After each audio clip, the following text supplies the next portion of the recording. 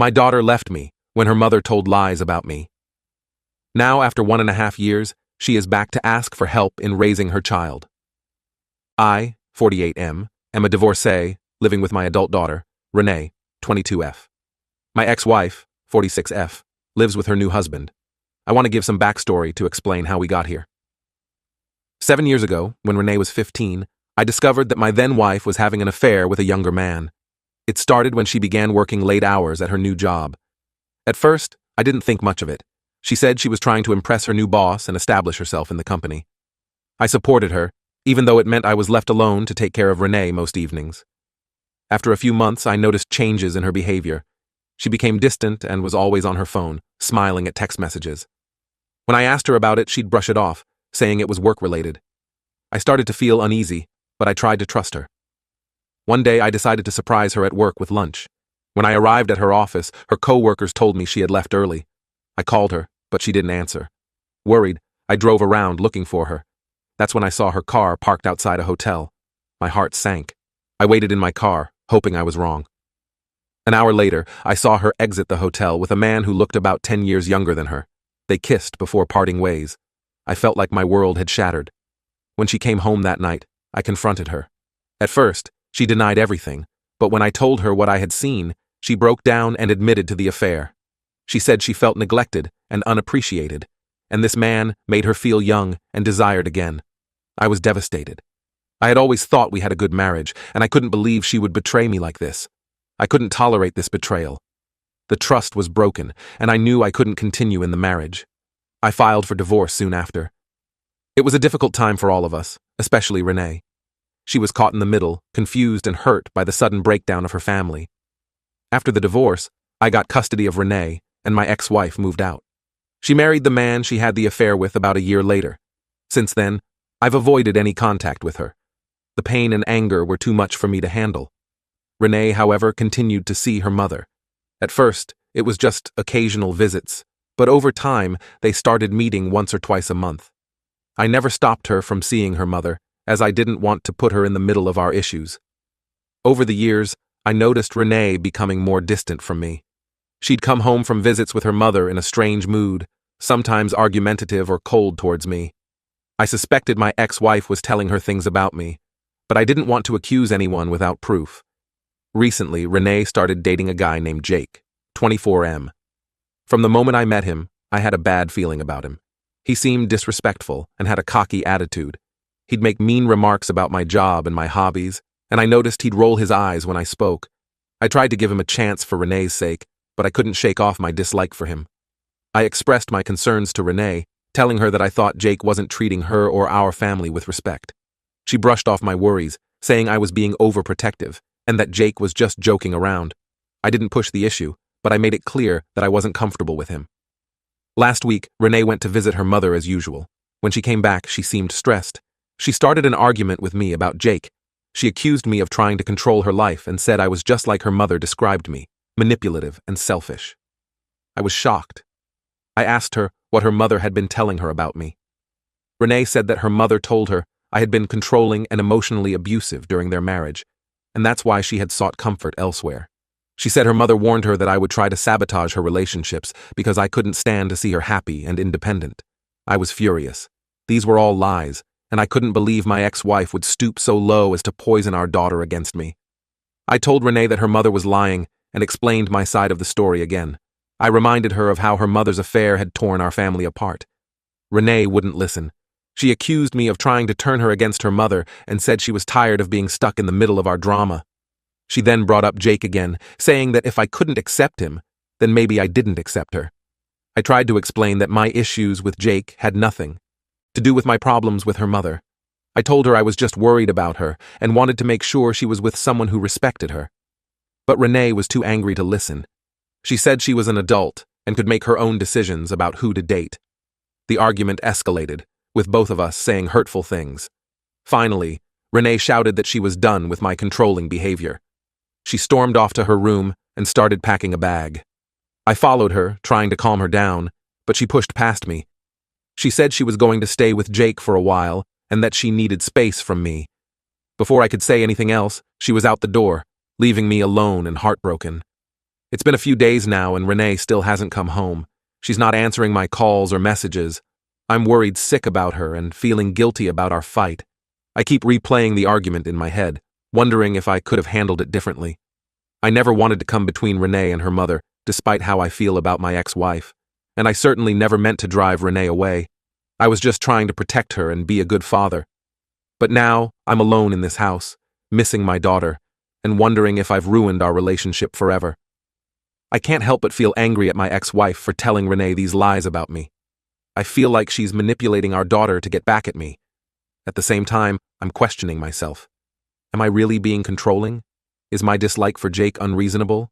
Should I have kept my concerns to myself? I'm at a loss for what to do now.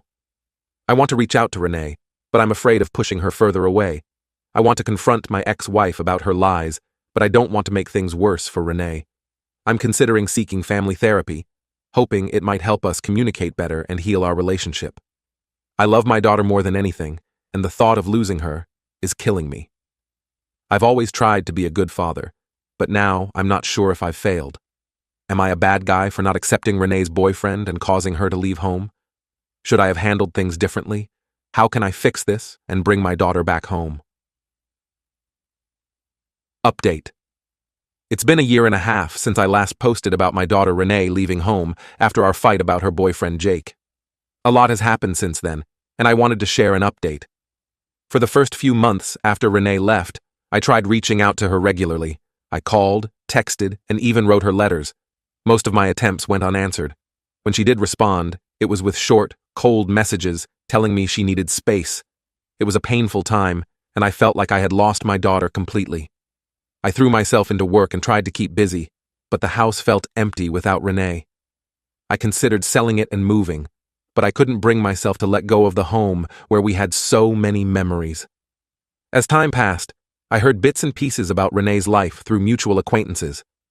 I learned that she had moved in with Jake and was working at a local coffee shop. I wanted to visit her at work, just to see how she was doing, but I was afraid of pushing her further away. 6 months after she left, Renee sent me a text on my birthday. It was just a simple happy birthday, but it gave me hope that maybe one day we could reconcile. I responded, thanking her and telling her I missed her.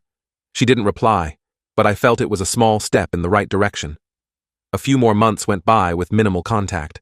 Then, about a year after she left, I ran into Renee at the grocery store. She was visibly pregnant. The encounter was awkward and tense. She told me she was expecting a baby with Jake, due in a couple of months. I congratulated her, though my heart was heavy.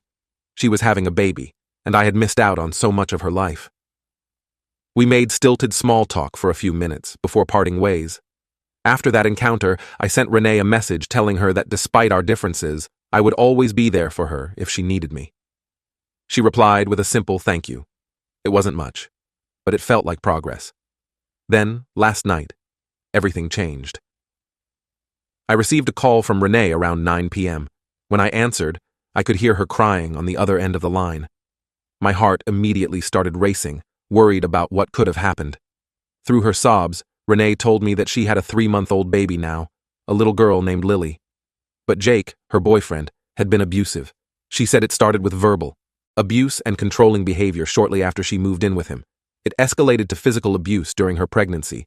She had been too ashamed and scared to reach out for help. Renee went on to say that Jake had left her 2 weeks ago. He'd packed his bags and disappeared, leaving her alone with the baby. She was struggling to cope, both emotionally and financially. She couldn't work because she had no one to watch Lily, and she was quickly running out of money for rent and basic necessities. As I listened to my daughter pour out her pain and fear, I felt a mix of emotions. I was angry at Jake for hurting my little girl, heartbroken that Renee had been suffering alone, and guilty that I hadn't been there to protect her. But I also felt a pang of anger. After all, she had chosen to leave me and believe her mother's lies. When Renee finished talking, she asked if she could come home. She said she had nowhere else to go and didn't know what to do. I was silent for a moment, processing everything she had told me. Then I asked her if she had talked to her mother about this situation. Renee's voice cracked as she told me that she had gone to her mother first. She said her mom had listened to her story, then told her she was too busy with her new family to take on Renee and a baby. Her mother had suggested she look into women's shelters or welfare programs. Renee said she felt betrayed and abandoned by the person who had convinced her to cut ties with me. I felt a surge of anger towards my ex-wife. How could she turn her back on our daughter in her time of need? But I also felt conflicted about my own response. Part of me wanted to immediately tell Renee to come home, to protect her and help her like I always had. But another part of me was hesitant. I told Renee that I needed some time to think about it. I explained that while I loved her and was concerned for her well-being, her leaving had hurt me deeply.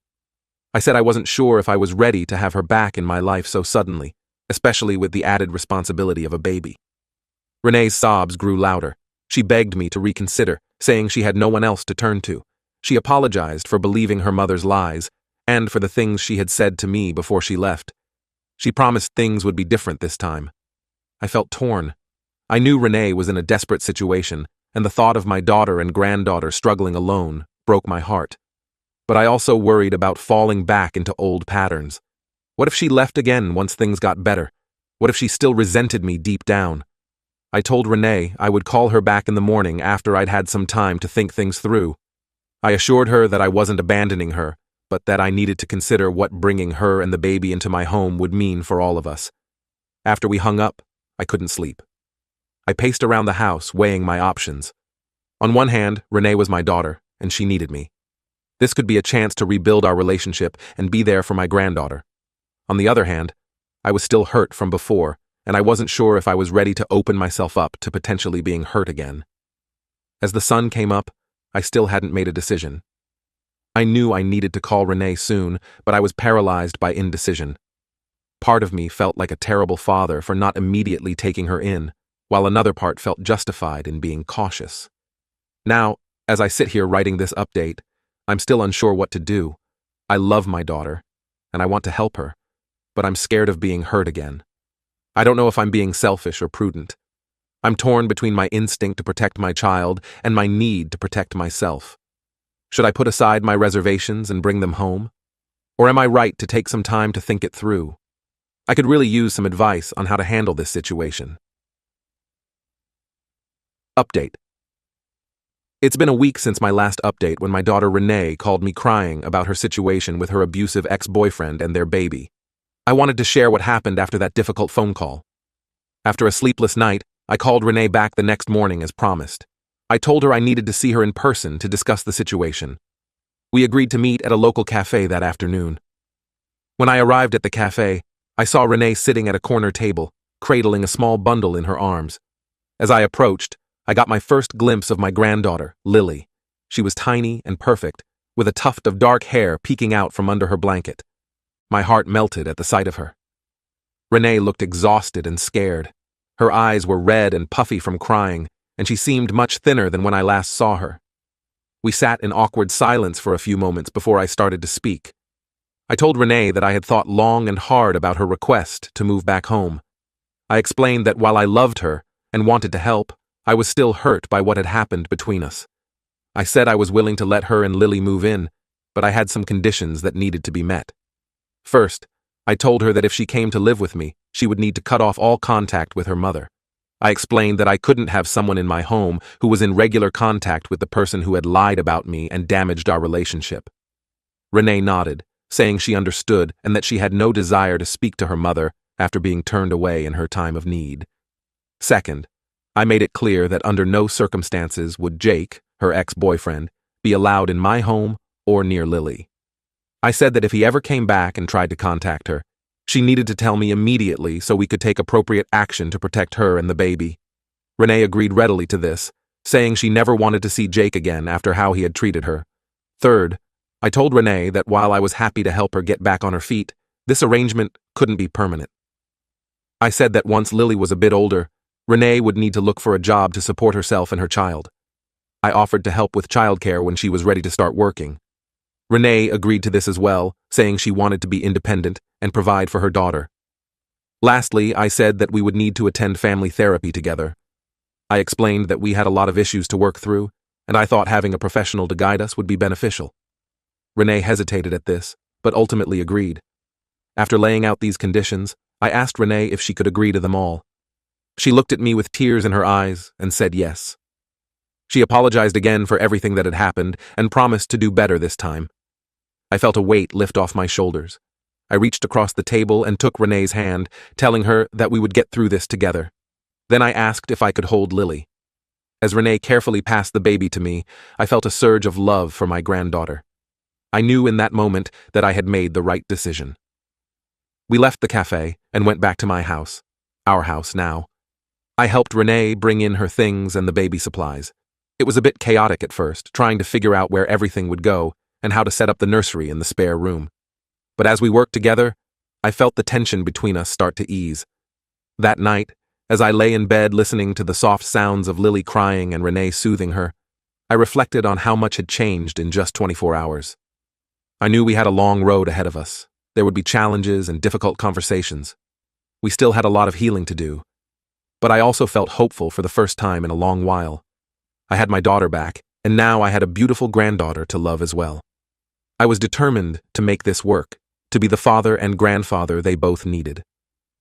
In the days that followed, we settled into a routine. Renee was an attentive mother, and I enjoyed helping with Lily when I could. We had our first therapy session, which was emotional but productive. We both committed to working on our communication and rebuilding our trust in each other. Renee has been respectful of the conditions I set. She blocked her mother's number and hasn't tried to contact her. She's also started looking into job training programs for when Lily is a bit older. I can see she's really trying to make things work. There are still moments of tension and awkwardness between us. We're both learning how to navigate this new dynamic. But there are also moments of joy, like when Lily smiled for the first time, or when Renee and I managed to have a long, honest conversation without arguing. I know we have a long way to go, but I'm glad I made the decision to give Renee and Lily a home. It won't be easy, but family is worth the effort. I'm committed to being there for both of them and to healing our relationship one day at a time. Thank you to everyone who offered advice and support through this difficult journey. Your words helped me find the strength to make this decision and work towards reconciliation with my daughter.